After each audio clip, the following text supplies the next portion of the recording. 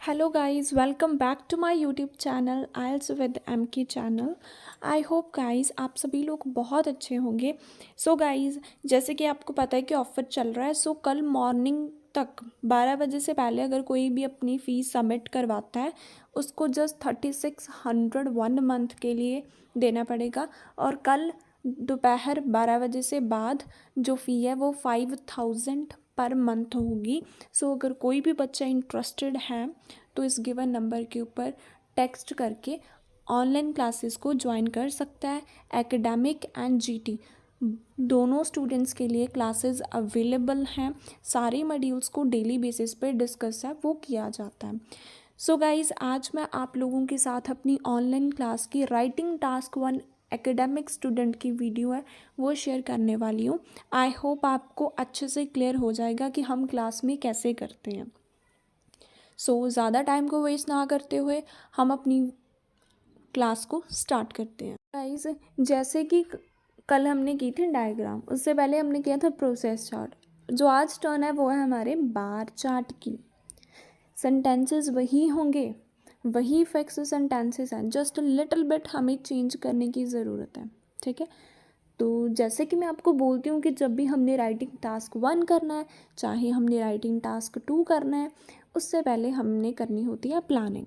ठीक है, प्लानिंग करना सबसे ज़्यादा इम्पॉर्टेंट है एंड ये आपको भी पता है।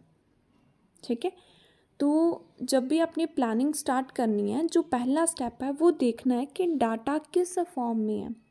क्योंकि बहुत सारे स्टूडेंट क्या करते हैं, वो ये नहीं देखते कि डाटा किस फॉर्म में है, डायरेक्ट उसको लिखना स्टार्ट करते हैं और ऑलवेज़ वो डाटा परसेंटेज में शो कर देते हैं। लेकिन सम टाइम क्या होता है कि हमें डाटा किलोग्राम में, पाउंड्स में, यूरो में, डॉलर्स में गिवन होता है। तो अगर आप गलत लिख दोगे तो आपका जो है बैंड स्कोर वो रिड्यूस हो जाएंगे। तो सबसे पहला काम यही है कि किस फॉर्म में आपको डाटा गिवन है। सो हमें परसेंटेज में दिया हुआ है। उसके बाद हमने एनालाइज करना होता है। कितनी कैटेगरीज है हमारे पास? 1 2 3 4 5 एंड 6 कैटेगरीज है हमारे पास। 3 कैटेगरीज हम BP1 में लिखेंगे, 3 कैटेगरीज हम BP2 में लिख सकते हैं। ठीक है, और कंपैरिजन है पास्ट का ही कंपैरिजन है क्योंकि दोनों ईयर्स पास्ट के हैं। तो सारा किस में लिखा जाएगा? टास्क 1 हमारा वो होगा हमारा पास्ट टेंस में। ठीक है, तो अब हम लोग ना स्टार्ट करते हैं हमारी इंट्रोडक्शन से। सबसे पहले क्वेश्चन देखो, क्वेश्चन में क्या चीज़ हमें गिवन है। The chart below shows the percentage of young people at university in 2007। कि जो चार्ट हमें दिया हुआ है वो हमें बता रहा है परसेंटेज यूनिवर्सिटी स्टूडेंट्स की 2000 से लेकर 2007 तक। ठीक है, इस क्वेश्चन को मैंने अपनी वर्डिंग में रीफ्रेज करना है। मैंने आपको बताया हुआ है कि कोई भी हमें टास्क 1 आ जाए तो हमने कैसे स्टार्ट करना है। ठीक, द इंफॉर्मेशन अबाउट द से हम स्टार्ट करते हैं। डेली यहाँ से ही होता है ना। ठीक है, उसके बाद हमने लिख दिया परसेंटेज को प्रपोर्शन, यंग पीपल को यंगस्टर, यूनिवर्सिटी का यूनिवर्सिटी रहने दिया, बिटवीन को चेंज कर दिया फ्रॉम में, एंड अपनी वही fixed line is depicted by the rendered bar graph. कि ये बात हमें कौन बता रहा है? बार ग्राफ बता रहा है यंग पीपल की यूनिवर्सिटी में 2000 से लेकर 2007 तक। ये सारी इन्फॉर्मेशन हमें बार ग्राफ बता रहा है। ठीक है, इज क्यों लगा? क्योंकि हमारे पास एक था। अगर हमारे पास 2 ग्राफ होते तो मैंने आर लिखना था यहाँ पे। ठीक है, उसके बाद the data has been calibrated in terms of percentage. कि जो हमें डाटा दिया हुआ है वो किस फॉर्म में है? परसेंटेज की फॉर्म में है। एग्जामिनर को ये बात क्लियर होगी कि जो हमें रेशियो गिवन होगी वो किस में है? परसेंटेज में दी हुई है। ठीक है, BP1 को अब हम लोग स्टार्ट करते हैं। After analysing it can be observe that. Analyse करने के बाद ये चीज़ हम ऑब्जर्व कर सकते हैं, देख सकते हैं। Ratio of youngster was 38% in 2000 in university of Italy. कि जो यूथ की रेशियो थी वो कितनी थी? 38% थी 2000 में इटली में। देख लेते हैं, इतनी है। हाँ 38 थी, इटली में थी, ठीक है। पहला ईयर कौन सा, 2000 ही था, ठीक है। 2000 में कितनी रेशियो थी उनकी, 38 ही थी। फिर उसके बाद कहाँ पहुँच गई, 52 पर पहुँच गई है।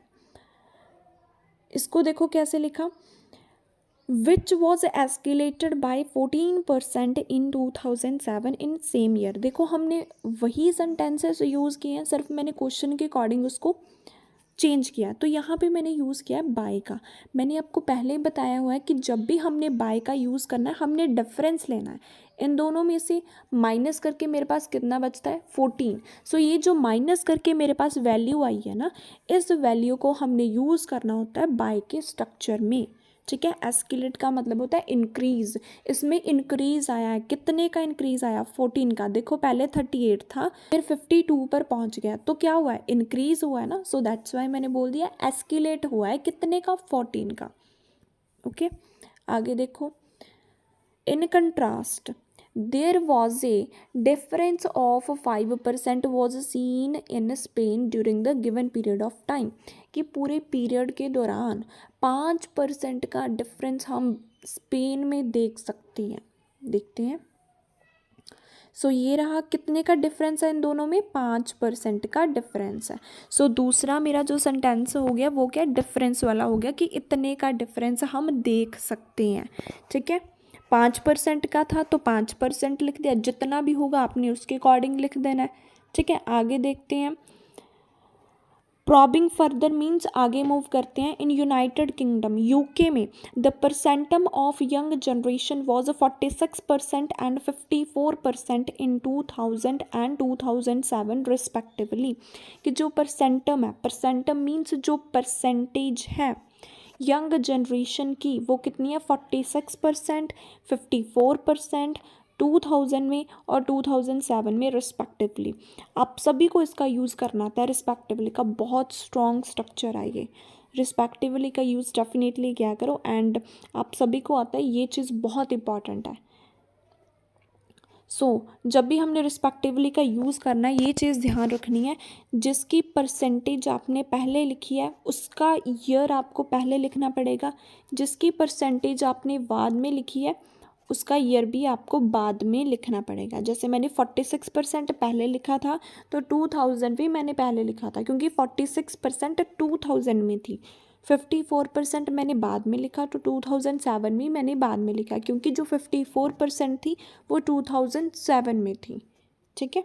जिसकी परसेंटेज पहले उसका ईयर पहले, जिसकी परसेंटेज बाद में उसका ईयर भी बाद में आपने लिखना है। आगे हमने BP2 को स्टार्ट किया, the bar graph further collates that. कि जो बार ग्राफ है वो हमें आगे एक्सप्लेन करता है। Proportion of young one was 64% in first year.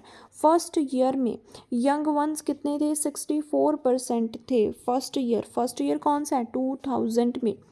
कितने थे, 64 थे, और बाद में कहाँ पर पहुँच के, 78 में पहुँच गए। However, in last year मतलब 2007 में it increased to 78% in Poland nation।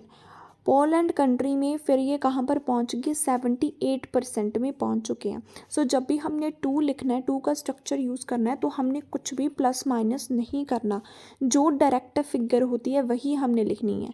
तो यहाँ पे क्या था, मेरे पास 78 था, तो मैंने कुछ प्लस माइनस नहीं किया, डायरेक्ट मैंने 78% लिखा है, ठीक है। जब भी 2 यूज़ करना है तो उसके साथ डायरेक्ट फिगर लिखनी है हमने। आगे देखते हैं, Moreover, negligible difference was noticed in Norway in former and later year। Farmer मतलब पहला, लेटर मतलब बाद वाला। पहले और बाद वाले ईयर में नेग्लिजिबल मीन्स माइनर, बहुत कम डिफरेंस हम देख सकते हैं नॉर्वे में दोनों ईयर्स के दौरान। आप देख लो 1% का डिफरेंस था, तो मैंने क्या लिख दिया इसको, निग्लिजिबल डिफरेंस। जब भी 1-2% का डिफरेंस होगा ना, तो आपने क्या लिख देना, उसको निग्लिजिबल डिफरेंस आपने लिख देना है। या moving further, identical percentile was seen in Finland in both year. दोनों ईयर्स में आइडेंटिकल परसेंटाइल थी। Identical means same, percentile means percentage, same percentage थी दोनों ईयर्स में। यहाँ पर भी 70, यहाँ पर भी 70, 20 तो क्या थी, सेम थी। अब देखो जितना भी मैंने लिखा है सभी भी मैंने कोई ना कोई वेरिएशन ऐड किया है। यहाँ पे मैंने बाय का यूज़ किया, ठीक है, फिर उसके बाद मैंने डिफरेंस का लगाया, देन मैंने रिस्पेक्टिवली का लगाया, बाद टू का, then negligible difference, then identical. So variation के साथ लिखना है। सो यही हम सेंटेंसेस यूज़ करते हैं और आप लोगों को आते भी हैं। सो ये बहुत ज़्यादा इंपॉर्टेंट बात है कि आप लोगों को आते हैं। अगर आप ऐसे लिखोगे तो डेफिनेटली आपके राइटिंग टास्क 1 में है वो स्कोर बहुत अच्छे आएंगे, ठीक है। तो अब इसका ओवरऑल देखते हैं, फिर उसके बाद क्या करेंगे, मैं आपको इस टाइप का क्वेश्चन दूंगी। अभी आपने क्लास में 15 to 20 मिनट्स के अंदर अंदर आपने लिखना है, ठीक है। फिर हम देखेंगे, क्योंकि टाइम मैनेजमेंट भी इम्पॉर्टेंट है ना, सो इसी वजह से हम टाइम को भी साथ रख कर करेंगे, ठीक है। 15 मिनट्स के अंदर अंदर आपने पूरे टास्क को लिखना है, ठीक है। वेरिएशन तो आपको आती है, मैंने पहले आपको ये सारे सेंटेंसेस करवाए हैं ना, सो बस ईजिली आपका हो जाएगा। फिर ओवरऑल देखो, इट कैन बी कौन से pieces from the affirmation chart which expound that maximum youth give much single out to Poland. सबसे ज़्यादा किसको चूज़ किया है, यूथ ने पोलैंड को। Less interest was witnessed in Italy during the whole period of time. सबसे ज़्यादा ratio और सबसे कम रेशियो हमने इसमें लिखनी होती है, मैक्सिमम एंड मिनिमम। सो सबसे ज़्यादा किस में थी, इसमें थी, सबसे कम किस में थी, इटली में थी। सो सबसे ज़्यादा और सबसे कम, मैक्सिमम एंड मिनिमम, इस चीज़ को हमने लिखना है।